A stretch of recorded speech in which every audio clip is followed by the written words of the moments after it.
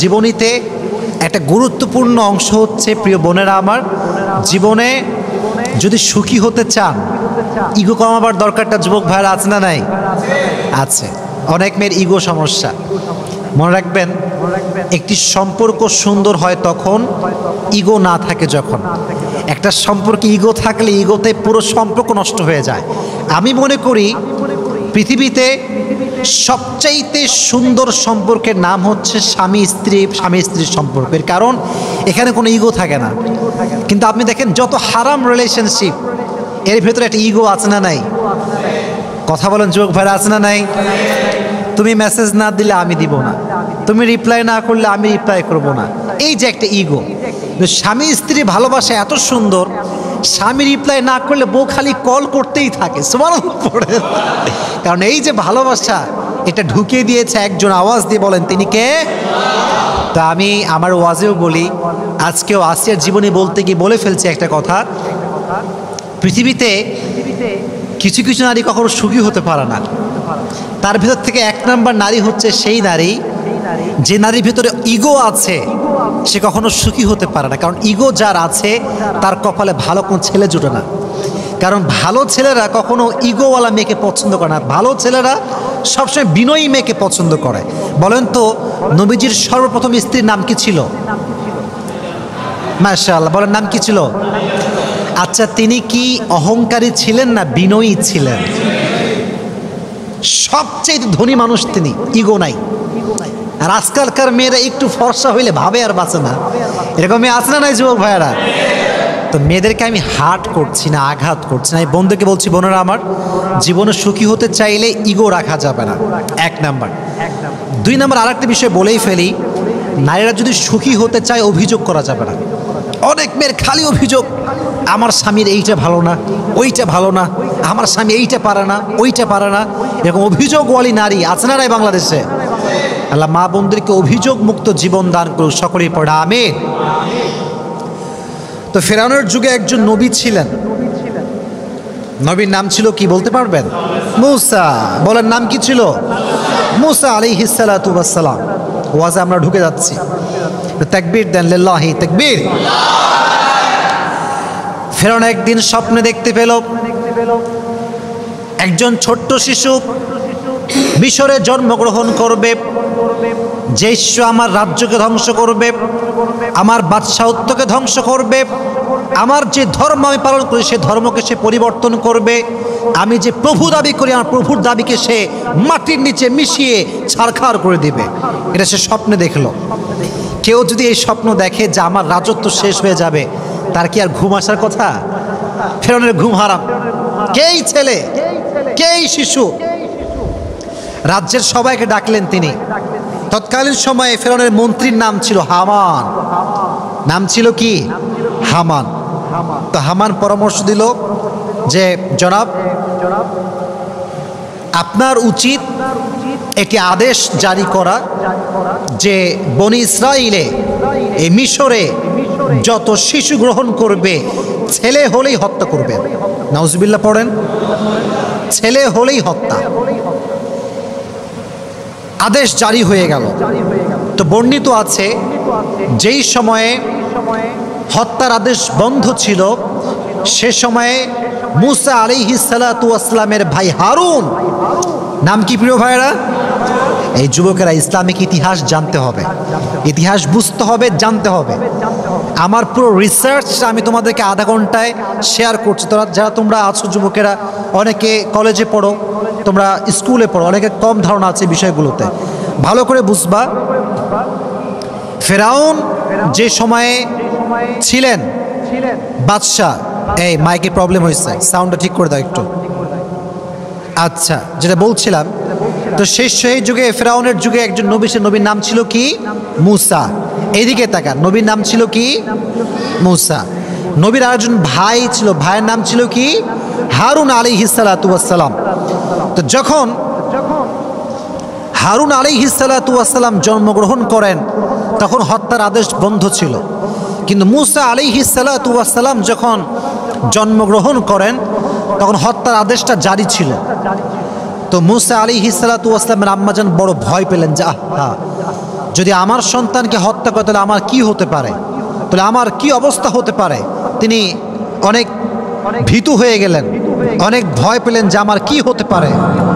তখন তিনি যে কাজটি করলেন সেটি হচ্ছে ওনার সন্তানকে তিনি গোপনে লালন পালন শুরু করলেন, গোপনে, কেউ জানতো না। একটা বাচ্চা যে জন্মগ্রহণ করেছে তার ঘরে কারো কোনো খবরই ছিল না, তবুও ভেতরে একটা ভয়, ফেরাউন যদি জানতে পারে, যদি লিক হয়ে যায়, খবর হয়ে যায়, তাহলে আমার কি হবে। তো আল্লাহ তাআলা আদেশ করলেন যে হে মুসার মা, কথা কি বোঝা যায় যুবক ভাইরা? বলেন কথা বোঝা যায়? যায় যায় তাকবীর দেন, লিল্লাহি তাকবীর। আল্লাহ তাআলা মুসা আলাইহিস সালাতু ওয়াস সালামের মায়ে একটা আদেশ বুঝাই দিলেন যে তুমি তোমার সন্তানকে ছোট্ট একটা কাঠের বাক্স তৈরি করো, কাঠের বাক্স তৈরি করে তুমি তোমার সন্তানকে নীল দরিয়ায় ভাসিয়ে দাও। তো যখন আল্লাহ তাআলা আদেশ করলেন তখন তিনি তাই করলেন। ছোট্ট একটা বাক্সতে মুসা আলাইহিস সালাতু ওয়াস সালামকে বন্দী করলেন, বন্দী বলতে রাখলেন, এবং তাকে তিনি ভাসিয়ে দিলেন। তবে প্রিয় ভাইয়েরা, আল্লাহ তাআলা ওয়াদা করেছিলেন তুমি আমার উপরে ভরসা করে বাচ্চাকে ভাসিয়ে দাও, তোমার বাচ্চাকে ফেরত দিয়ে দিবে একজন। আওয়াজ দিয়ে বলেন তিনি কে? সাউন্ডে কোনো সমস্যা হচ্ছে? তো আমি যেটা বলছিলাম, আল্লাহ তাআলা তাকে হৃদয়ে চিন্তা দিলেন যে তুমি তোমার বাচ্চাকে ভাসিয়ে দাও। তো বাচ্চাকে ভাসানোর পরে মজার ঘটনা দেখেন, খুব ভালো করে খেয়াল করবেন। বলেন তো, মুসা যখন জন্মগ্রহণ করেছিলেন তখন কি হত্যার আদেশ বন্ধ ছিল না জারি ছিল? বন্ধ ছিল না জারি ছিল? জারি ছিল। তো এই বাচ্চাটা ভেসে ভেসে ভেসে কার কাছে আসছে জানেন? ফেরাউনের যেই প্রাসাদ, প্রাসাদের সামনে যে দরিয়ার ছোট্ট একটা নালা চলে গিয়েছে সেখানে এসে থামছে। তো বিবি আসিয়া রাদিয়াল্লাহু তাআলা আনহা এবং তার বান্দি যারা ছিল, দাসীরা, সব বসেছিল সেখানে। ছোট্ট একটা কাঠের সিন্দুক ভেসে আসছে, সবে অবাক, কিরে এইটা। যখন খুলেছে দেখছে এত সুন্দর ফুটফুটে বাচ্চা, এতটা সুন্দর বাচ্চা, যতটা সুন্দর বাচ্চা তারা জীবনে কখনো দেখে নাই। সুবহানাল্লাহ পড়েন। নবীর চেয়ে তো এমনি সুন্দর হয়। তো দেখে আল্লাহর কি জেলা খেলা, এটা বড় বোঝা, বড় দায়। তো আসিয়া রাদিয়াল্লাহু তাআলা আনহার অনেক পছন্দ হলো। উনি বললেন ঠিক আছে, এই বাচ্চাকে তোমরা নিয়ে আসো, এ আমার ঘরে থাকবে। এবং ফেরাউন তো যতই হোক স্বামী, তো স্বামী হলে ভালোবাসা স্ত্রীর প্রতি থাকে কি থাকে না? থাকে, ভালোবাসা থাকেই। তো বিবি যখন বলছে এটা আমার পছন্দের বাচ্চা, এটা আমার লাগবেই লাগবে, তখন ফেরাউন বলছে ঠিক আছে যাও, কোনো সমস্যা নেই, আমি একে রাখবো। দেখেন আল্লাহ তাআলার ওয়াদা কতটা সত্য। মনোযোগ আছে সবার? আচ্ছা বলেন তো, মুসা আলাইহিস সালাতু ওয়াস সালাম একজনের নবী, তিনি কে? বলেন তিনি কে? সব ক্ষমতা একজনের হাতে, তিনি কে? মায়ের মন তো ব্যাকুল যে আমি আমার সন্তানকে দরিয়ায় ভাসিয়ে দিয়েছি, কোথায় গেল আমার সন্তান? অস্থির হয়ে গিয়েছে। ওয়াসবাহা ফুআদু উম্মি মূসা ইন কাদাত লাতুবদি বিহি লাউলা আরবাতনা আলা কুলুবিহি লিতাকুনা মিনাল মুমিনিন। আল্লাহ বলছে আমি মুসার মায়ের অন্তরকে ঠান্ডা করে দিলাম, কারণ যদি আমি ঠান্ডা না করতাম সে অস্থির হয়ে যেত। কি হয়েছে ঘটনা? এই বাচ্চা কারো দুধ খায় না, রাজ্যে এত মহিলা, এত মেয়ে, কারো দুধ খায় না। এদিকে মুসার যেই বোন ছিল সে তার পিছে পিছে আসছে।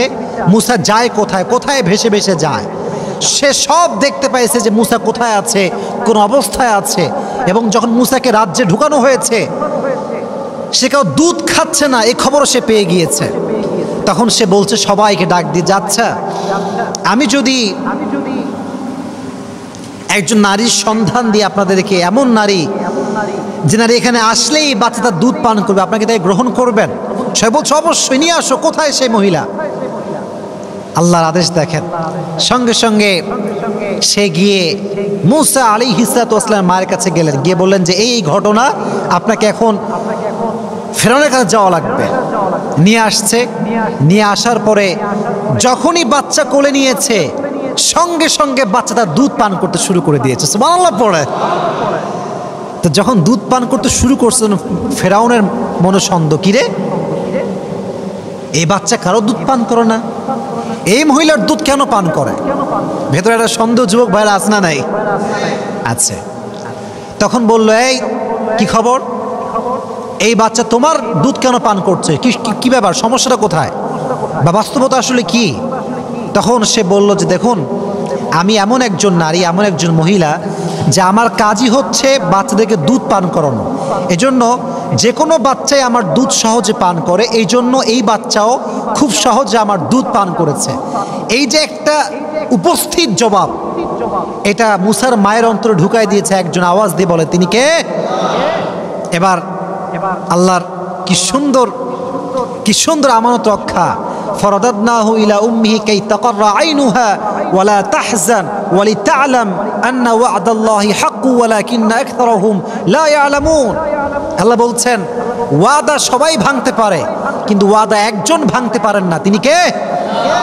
এবার হামান বলল, ঠিক আছে, এই মহিলাকে আমাদের প্রাসাদে রেখে দাও, এবং প্রত্যেক নারীর যেই বেতন তার চেয়ে ডবল বেতন দিয়ে নারীকে রাখা হোক। সুবহানাল্লাহ পড়ে। আল্লাহ তাআলা মূসা আলাইহিস সালাতু ওয়াস সালামকে তার মায়ের গর্ভে ফিরিয়ে দিলেন। আমরা ঘটনার দিকে আসছি, আসিয়ার জীবনের মেইন চ্যাপ্টারে আমরা আসছি। এটা বলতেই হবে, আসিয়ার জীবনী বলতে গেলে মূসা আলাইহিস সালাতু ওয়াস সালামের জীবনীটা উল্লেখ করাটা অনেক বেশি জরুরি একটা বিষয়। তো দেখেন, যখন মূসা বড় হলো, প্রথমে হচ্ছে শৈশব, তারপরে কৈশোর, তারপরে যৌবন। তো যখন একটু যুবক হয়েছে, তাগড়া কিছুটা যুবক, একটা অকাজ করে ফেলছে, একটা ভুল কাজ করে ফেলেছে। আচ্ছা, মাঝে মাঝে আমাদের মাঝে ঝগড়া লাগে না? ঝগড়া লাগে কি লাগে না? লাগে। মনে করেন আপনি রাজশাহীর সিএনবি আছে না, এই কথা কয় না, আছে না নাই? গেছো তোমরা? গেছো কখন? গেছো? আচ্ছা, তো দেখছেন ওখানে গিয়ে মারামারি লাগছে, দুজন ছেলে পেলে খুব মারামারি। এই কিরে, তোমার বাড়ি কোথায়? বলছে, এদের লিল ভাই, আমি এখানকার, জি আমি এখানে বাড়ি। আর বলছে, তোর বাড়ি কোথায়? বলছে, আমার বাড়ি চট্টগ্রাম। বলছে, কি চট্টগ্রামের ছেলে রাজশাহীর ছেলেকে মারছে? এটা কিভাবে সম্ভব? আপনি দিন এখানে ঘুষি, কারণ আমার পক্ষের লোক রাজশাহীর লোক মার খায়, এটা সহ্য করা যায় না। লে ঘিরেলে মারামারি শুরু হয়ে গেল। তো ব্যাপারটা এরকম হয়েছে। মূসা আলাইহিস সালাতু ওয়াস সালাম রাস্তা দিয়ে হাঁটছেন, হঠাৎ করে দেখছেন যে দুজন মারামারি করছে।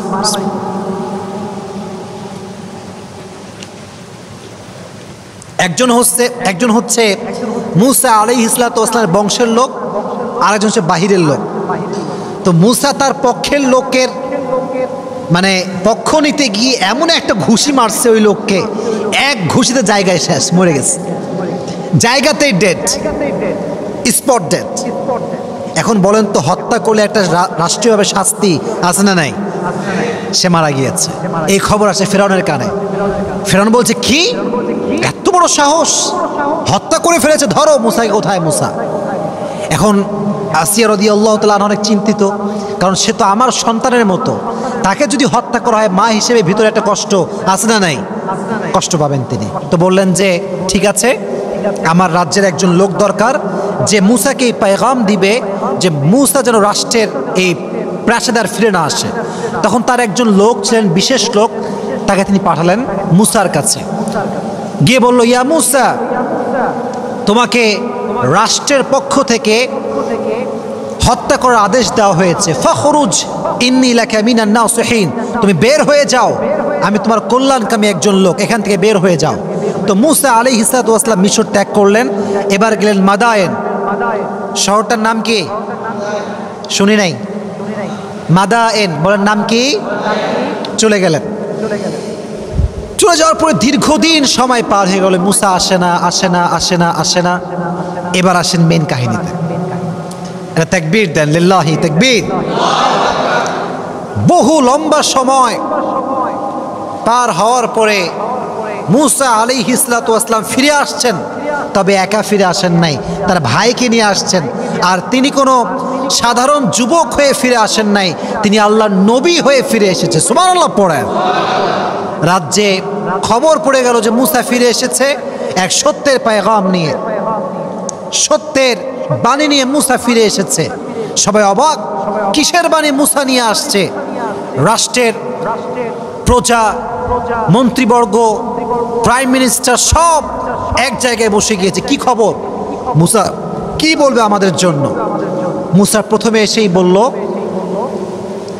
ক্বালা ইয়া কওমি ইবুদুল্লাহ মা লাকুম মিন ইলাহিন গায়রু। প্রত্যেক নবীর একটা মেসেজ সেম ছিল। মেসেজটা হচ্ছে ইবাদতের যোগ্য, উপাসনার যোগ্য পৃথিবীতে কোনো মূর্তি নয়, কোনো শিরকি কাজ করা যাবে না, ইবাদত করতে হবে শুধুমাত্র একজনের। তিনি কে? ফেরেউনের মাথা গরম।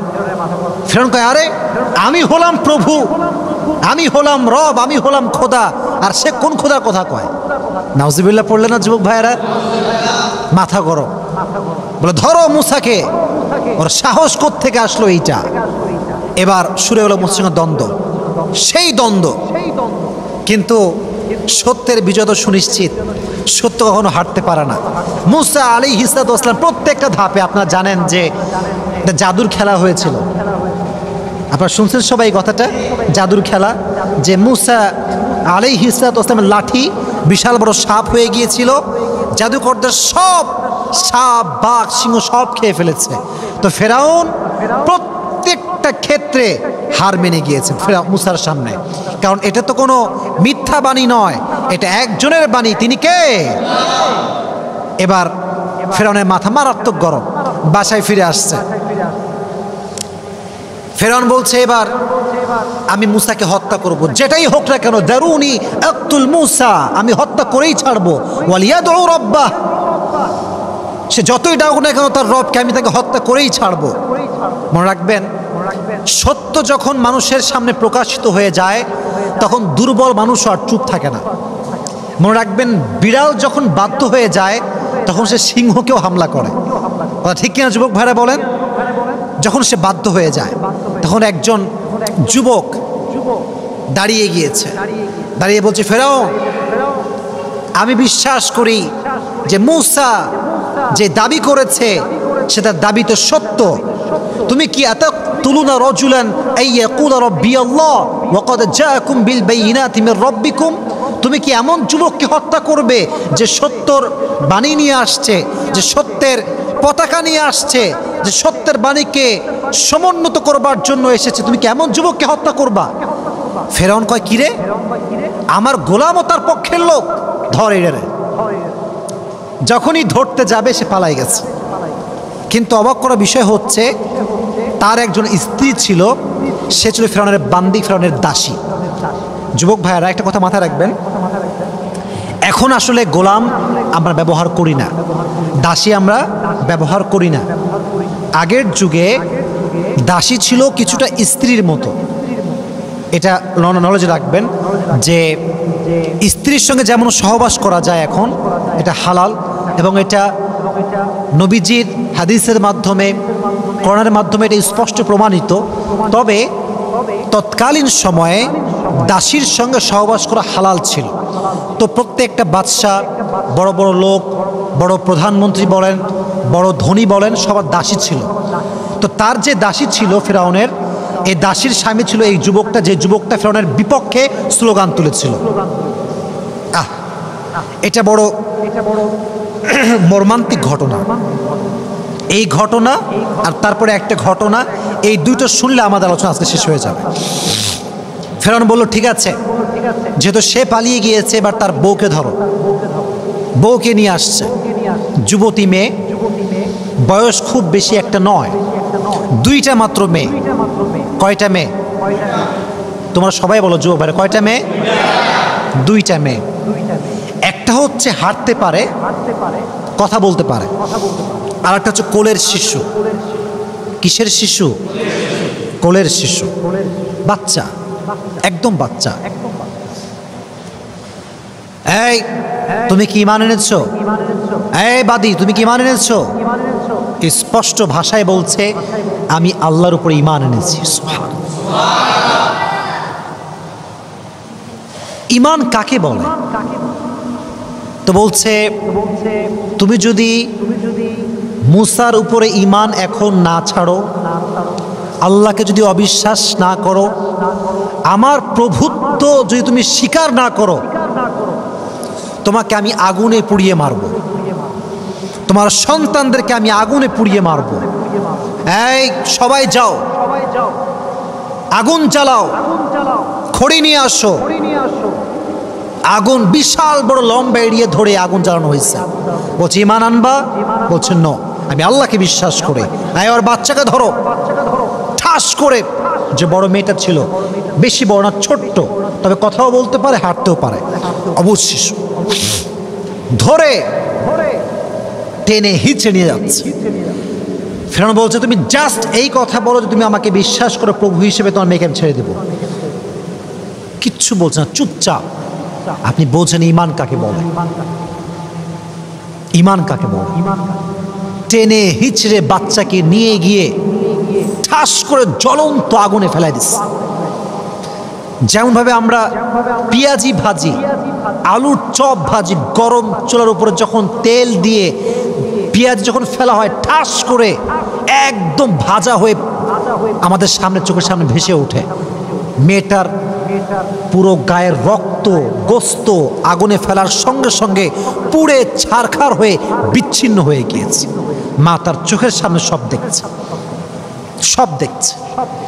যদি একবার বলে তোমাকে আমি বিশ্বাস করি, প্রভু হিসেবে বিশ্বাস করি, সব মাফ পেয়ে যাবে, বলছে চুপচাপ। প্রথম মেয়েকে শেষ, জ্বালিয়ে পুড়িয়ে ছারখার। এবার ছোট্ট বাচ্চা, কোলের শিশু, মা কোলে নিয়ে আছে। এবার বাচ্চাকে নেওয়া হয়েছে। কোলের শিশু তো কিছুই বোঝে না, ও তো মামাও চিৎকার করতে পারে না, খালি ম্যা ম্যা করছে, ম্যা ম্যা করছে। আর মায়ের হৃদয়টা ভেঙে চুরে চূর্ণ বিচূর্ণ হয়ে যাচ্ছে। একদিকে ফেরাউন, আর একদিকে আমার ঈমান, আমি কোনটা বাঁচাবো? এবার তখন বাচ্চাকে নিয়ে যখন আগুনে ফেলেছে ছোট্ট শিশুকে, পুড়ে ছারখার হয়ে গিয়েছে। মায়ের হৃদয়টা ভেঙে চুরে চূর্ণ বিচূর্ণ হয়ে গিয়েছে, চোখের অশ্রু শুকিয়ে গিয়েছে, কাঁদতেও পারছে না, ভেঙে চুরে চূর্ণ বিচূর্ণ হয়ে গিয়েছে। আল্লাহ বলছে জিবরাইল, মায়ের চোখের পর্দা হটিয়ে দাও। চোখ খুলে গেল, দেখতে পেল তার সন্তান মারা যাচ্ছে, মেয়ের রুহুটা কবজ হচ্ছে, বের হচ্ছে। সচক্ষে মেয়েকে দেখতে পাওয়া শুরু করেছে সে। তার মেয়ে ডাক দিয়ে বলছে আম্মা জান, টেনশন করবেন না, ওয়ালা তাখাফ ওয়ালা তাহজান, আমরা অচিরেই জান্নাতে একসঙ্গে সাক্ষাৎ করবো। সুবহানাল্লাহ পড়ো। আল্লাহ সাক্ষাৎ করায় দিলেন মেয়ের সঙ্গে। তো যখন দুই মেয়ে শেষ আগুনে পুড়ে, এবার বান্দির পালা। বান্দিকে একদম ধরে টেনে হিচড়ে আগুনের দিকে নিচ্ছে। যখন আগুনের দিকে নিবে, বলছে থামো থামো থামো, একটু থামো, কেফ কেফ কেফ, একটু থামো, ওয়েট ওয়েট এ মিনিট, আমি একটা কথা বলবো, একটা আবদার আছে। ফেরাউন বলছে কি আবদার বলো? বলছে যে আমি যখন পুড়ে যাব, আমার হাড্ডি আর আমার দুই মেয়ের যে হাড্ডি আছে, এই তিনটাকে তোমরা এক জায়গায় দাফন করবা, একই কবরে দাফন করবা। ফেরাউন বলল ঠিক আছে যাও, তোমার এই আবদারটা রাখা হলো। যখন মাকে জ্বালিয়ে পুড়িয়ে ছারখার করে দেওয়া হলো, মায়ের হাড্ডি দাফন করা হলো সন্তানের হাড্ডির সঙ্গে। 2000 বছর পর, হাদিস থেকে বলছি, 2000 বছর পরে নবীজি মেরাজে গেলেন। বাইতুল মাকদাস থেকে যখন তিনি উপরে উঠবেন, জান্নাতের সুঘ্রাণ ভেসে আসছে, জান্নাতের সুগন্ধি ভেসে আসছে। নবীজি বলছেন এই সুগন্ধি কোত্থেকে আসছে ইয়া জিবরাইল? জিবরাইল বলছে নবী হে, 2000 বছর আগে ফেরাউনের বাদীকে হত্যা করা হয়েছে আগুনে পুড়িয়ে, তার সন্তান সহ। ওই যে তাদেরকে দাফন করা হয়েছে যে মাটিতে, সে মাটির থেকে আজ অব্দি জান্নাতের সুঘ্রাণ ভেসে আসছে। সুবহানাল্লাহ পড়ায়। ঈমান কাকে বলে? ঈমান হারায়নি। যখন তারা এভাবে মারা গেল, আসিয়া চোখের সামনে সব দেখতে পেয়েছে। আসিয়া আলাইহিস সালাতু ওয়াস সালাম দেখার সঙ্গে সঙ্গে প্রকাশ্যে ঈমান এনেছে যে আমি আজ থেকে ঘোষণা করলাম আমার রব একজন, আমার প্রভু একজন, আমার স্রষ্টা একজন। আওয়াজ দিয়ে বলেন তিনি কে? ঈমান কাকে বলে? ঈমান কাকে বলে? তো আসে যখন ঈমান আনছে, ফেরাউনের মাথা গরম। হ্যাঁ, তুমি আমার বউ, তুমি আমাকে প্রভু হিসেবে মানবা না? এটা কেমন করে সম্ভব? আসিয়াকে ধরো, আটক করো। শুরু হলো নির্যাতন, জেলখানায় প্রথমে বন্দি করা হলো। আসিয়া ঈমান আনে না। 2 নম্বরে তার, দেখেন এদিকে তাকান, জুলুম কাকে বলে দেখেন। একটা কাঠ আনা হলো, কাঠ চেনেন না আপনারা সবাই? কাঠ নিয়ে আসছে, কাঠে প্যারেক ঢুকাইছে, প্যারেক। এদিকে তাকান, প্যারেকের 2টা মাথা থাকে, একটা হচ্ছে আগা আর একটা হচ্ছে গোড়া। দেখবেন যে আগাটা একদম চিকন, খেয়াল করছেন? আগাটা কেমন হয় ভাই? চিকন না হলে তো ঢুকবে না, চিকন হয় দেখবেন। আর উপরেরটা ওটা একটু মোটা হয়। তো প্রত্যেকটা কাঠে প্যারেক ঢুকাইছে, প্যারেকের আগা যখন বের হয়েছে হালকা করে বের করছে, প্রত্যেকটা কাটা এভাবে বের হয়ে আছে, কাঠের ভেতর থেকে এভাবে ঢুকে। কথা কি বোঝা যায় আমার? যাচ্ছে বোঝা যাচ্ছে? এই কাঠের উপরে আসিয়া তো মেয়ে মানুষ, আমরা জানি যে মেয়ে মানুষের শরীরের চামড়া জেনুইনলি অনেক নরম হয়, পুরুষদের চামড়া মোটামুটি শক্ত হয়, আর জিম করলে আরও শক্ত হয়, কিন্তু মেয়েদের চামড়া এমনিতে নরম হয়। তো আসিয়াকে ধরে বেঁধে এই কাঁটাযুক্ত কাঠে শোয়াই দেওয়া হয়েছে। কি বর্বরতা, কি নির্যাতন, কি জুলুম! ঈমান আনবি না মানে ঈমান আনতে হবে তোকে আমার উপরে, তো রবকে তুই বিশ্বাস করতে পারবি না। আসিয়া তবু ঈমান ছাড়ে নাই। এবার আসিয়াকে বের করা হয়েছে, আগুনের তাপ লেলিহান শেখা তার পিঠে ছ্যাঁক দেওয়া হয়েছে। এরকম অনেক জুলুমের কথা আমরা শুনতে পেয়েছি, আমরা পড়েছি। সব কথা আমি বলতে চাচ্ছি না এবং আমি বলবো না। সর্বশেষ যতটা জুলুম করা হয় ততটা ঈমান বাড়ে, যতবার জুলুম করে ততবার আসিয়া পড়ছে লা ইলাহা ইল্লাল্লাহ মুহাম্মাদুর রাসূলুল্লাহ সাল্লাল্লাহু আলাইহি ওয়াসাল্লাম। ঈমান ছাড়া না। সর্বশেষ ফেরাউন বুঝতে পারলো যে একে দিয়ে আমার আর কাজ হবে না, একে শুলিতে চড়িয়ে দাও, শুলি নিয়ে আসো। আমি আমার যে ইমোশনটা আছে আমি বলতে পারছি না, মানে আমার ভাষাটা আসছে না আর কি, আমি পারতেছি না বলতে। আর শুলি নিয়ে আসা হলো, আসিয়াকে বেঁধে শুলিতে চড়ানো হলো, বেঁধে দিয়ে একদম। তখন আসিয়া বুঝতে পারলেন যে আমার সময় বেশি একটার বাকি নাই, দিন শেষ, দুনিয়ার জীবন এখানেই শেষ হয়ে যাবে। তখন তিনি দোয়া করলেন। এদিকে তাকান, দোয়াটা শোনেন, শেষ কথা এইটা।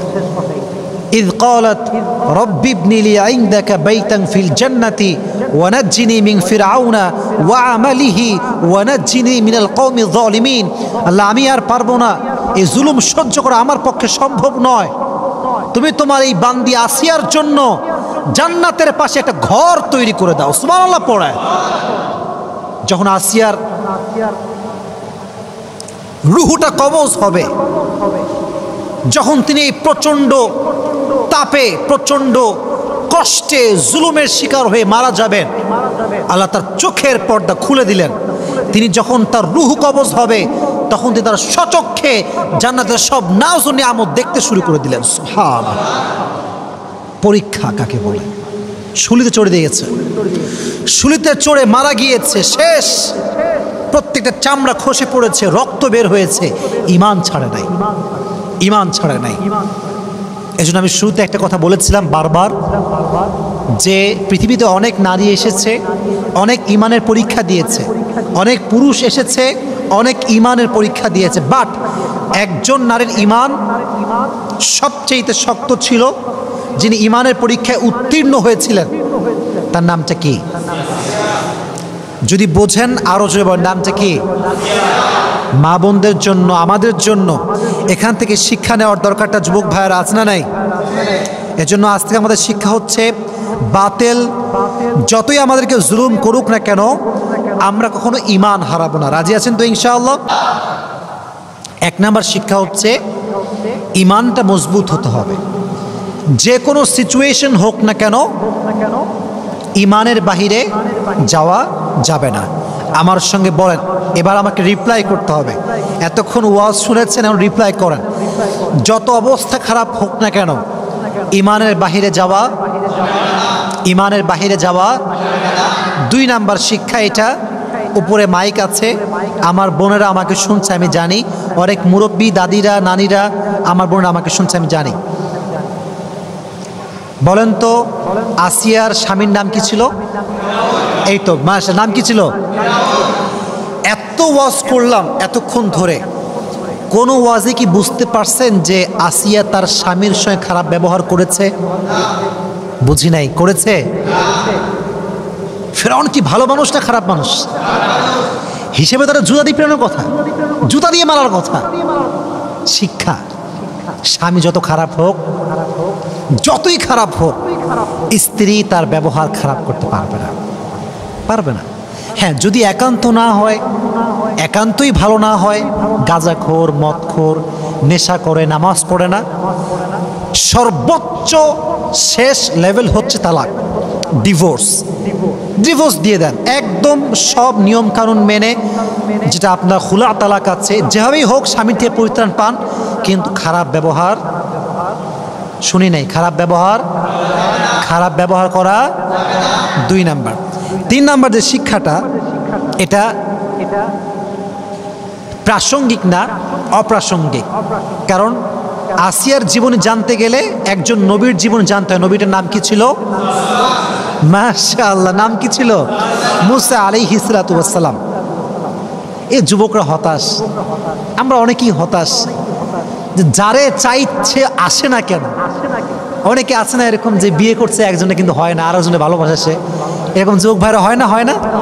হয়। দেখো, একটা কথা এখান থেকে শিক্ষা আছে, আল্লাহ যার জন্য যা নির্ধারণ করে রেখেছে তা সঠিক সময়ে আল্লাহ দিয়ে দিবে। শুধুমাত্র অপেক্ষা করতে হবে, ভরসা করতে হবে একজনের উপরে। তিনি কে? দেখেন, বাচ্চাকে ধরে, ছোট্ট বাচ্চাকে ধরে একটা ছোট্ট টেবিলে ছোট্ট একটা বাক্সে ঢুকায় ভাসাই দিছে। ভরসা একমাত্র আল্লাহর উপরে, যে আল্লাহ আমাকে দিবে, আমার বাচ্চা আল্লাহ আমাকে ফেরত দিবেই দিবে। ফেরত পাইছে না? কথা বলেন, পাইছে না রাজশাহীর ভাইরা? পাইছে। তাহলে বোঝা গেল, যে কোনো জিনিস তোমার জীবনে চাওয়া পাওয়া থাক না কেন, ভরসা এবং চাওয়ার জায়গা একজনের কাছে। তিনি কে? মানুষের কাছে যত বেশি আশা করবা তত বেশি কষ্ট পাবা। মানুষ হচ্ছে সবচেয়ে বড় বেঈমান। যার কাছে যত বেশি আশা রাখবা সে তোমাকে তত বেশি ভাঙবে। এজন্য কারো কাছে চাওয়ার কোনো দরকার নাই। প্রত্যেকটা সময় মোনাজাত করে হাত তুলে দোয়া করবা একজনের কাছে। তিনি কে? আল্লাহ। 3 নাম্বার। 4 নাম্বার হচ্ছে, জুলুম করে কেউ কখনো মুক্তি পায় না। কথা কি বোঝা যায়? কথা বলেন, বোঝা যায়? জুলুমের শেষ পরিণাম খারাপই হয়। জুলুম করে কেউ কখনো রেহাই পায় না। এই জন্য আমি তোমাদেরকে বলি, দেখো, এই যে মেয়েরা অনেক বেঈমান আজকাল, অনেকে এই যুবকদের সঙ্গে প্রেম টেম করে বিয়ে করে টাকলাকে, বিয়ে করে সরকারি চাকরিজীবী। কারণ মেয়ে বাংলাদেশে আছে না? কথা বলো, আছে না? নাই? সব মেয়ে না, কিছু কিছু মেয়ে আছে। তো যেই হোক, আমি কাউকে আঘাত দিচ্ছি না।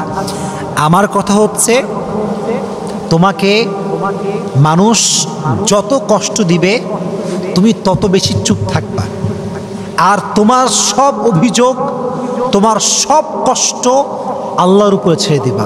মনে রাখবা, জালিমের দিন একদিন না একদিন শেষ হবে। কেউ তোমার দীর্ঘশ্বাসের কারণ হবে, কেউ তোমায় কষ্ট দিবে আর আঘাত করবে, সে খুব বিন্দাসে আরামে থাকবে, এটা কোশ্চেনকালও সম্ভব নয়। কারণ এটা ন্যাচার অফ ল, এটা রিভেঞ্জ আছে। এমন একটা সময় আসবে যে তোমাকে কাঁদিয়েছে সে একদিন কাঁদবে। এটা কিন্তু পৃথিবীর নিয়ম, বাস্তবতা এইটা। এর জন্য মাথায় রাখবা, তোমাকে যে মানুষ যতই কষ্ট দিক না কেন, পাল্টা গালি দিবা না। তোমার ভরসার জায়গায় একজন আওয়াজ দিয়ে বলে, তিনি কে? তো ফেরাউন যতই জুলুম করুক না কেন, মরছে কিন্তু পানির তলে ডুবে। কোথায় ডুবে মরছে? পানির তলে। ঘটনা আপনারা জানেন না সবাই? যখন ডুবে মরছে তখন বলছে, হায় হায় হায়, আমি ঈমান আনলাম, এবার আমি বিশ্বাস করি মুসা আল্লাহর নবী, আল্লাহ তুমি এক, আর কেউ নাই। মরার সময় ঈমান আনছে। ভাই, মরার সময় ঈমানের কোনো লাভ কি আছে? আসলে আছে? নাই। তাহলে বোঝা গেল, জুলুমের শেষ রক্ষা কখনো ভালো হতে পারে। জালেমকে আল্লাহর উপর ছেড়ে দাও। কাউকে নিয়ে কোনো অভিযোগ রাখবে না। যে তোমাকে যত বেশি কাঁদাবে সে জীবনে তত বেশি কষ্ট পাবে। কারণ কোনো বান্দা যখন বান্দায় কষ্ট দেয়, আল্লাহ সব সহ্য করলো, বান্দা যখন কষ্ট দেয় এটা সহ্য করে না, কারণ আল্লাহ তো বান্দাকে ভালোবাসে। যখন এক বান্দা আরেকজন বান্দাকে কষ্ট দেয়, আল্লাহর আরশ পর্যন্ত কেঁপে যায়। আল্লাহ এটা পছন্দ করে না, বরদাস্ত করতে পারে না আল্লাহ তাআলা এটা। এজন্য প্রিয় ভাইয়েরা, জুলুমের শিকার যতই হন না কেন, ভরসা এবং সবর করবেন একজনের জন্য। আওয়াজ দিয়ে বলেন তিনি কে? সর্বশেষ কথা, এবং এটা আমার ওয়াজের শেষ কথা, সেটা হচ্ছে এই, আল্লাহর সঙ্গে এটা আমার জীবনের এমন একটা লেসন, এটা আমি শিখেছি আজকে। এটা আমি আগে জানতাম না, এটা আমি আজকে শিখেছি। এটা শুনে আমরা দোয়া করব। আপনার সবার মনোযোগ আছে? সবার শুনে মনোযোগ আছে সবার? আচ্ছা, একটু পানি খেয়ে নেই, যে দামি কথা বলবো, একটু ক্লান্ত হয়ে গেছি, একটু পানি খেয়ে নেই।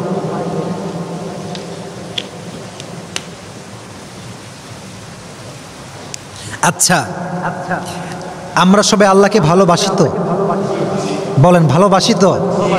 বলেন ইনশাআল্লাহ ভালোবেসে যাবো ইনশাআল্লাহ। মনে রাখবেন, ভালোবাসা এটাকে উর্দুতে বলা হয় মোহাব্বত। এটাকে বলা হয় কি? সবাই বলেন, আবার বলেন। আচ্ছা, এই ভালোবাসার আর একটা ওয়ার্ড আছে, এটাকে বলা হয় উর্দুতে ইশক। এটা কি বলেন দেখি? ইশক। মোহাব্বত মানেও ভালোবাসা, ইশক মানেও ভালোবাসা। তবে আল্লাহকে মোহাব্বত করলে হবে না, আল্লাহর সঙ্গে ইশক করতে হবে। কি করতে হবে? মোহাব্বত না ইশক? ইশক। এবার শোনেন, मोहब्बत काके बोला? मैं आपसे सुनছিলাম, मोहब्बत एक ऐसा चीज़ है, जब कोई किसी को मोहब्बत करता है तो उसका भी ख्याल होता है, अपना भी ख्याल होता है। लेकिन इश्क एक ऐसा चीज़ है, जब कोई किसी से इश्क करता है तो अपना ख्याल नहीं रहता, सिर्फ उसका ख्याल रहता है।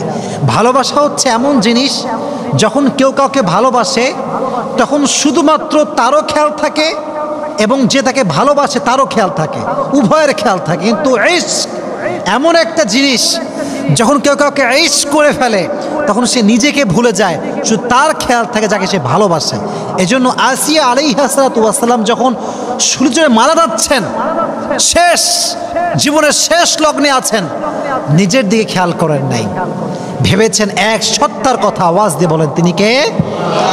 দিস ইজ কল্ড ইশক, দিস ইজ নট মোহাব্বত। এটা ভালোবাসা না, এটা হচ্ছে ইশক।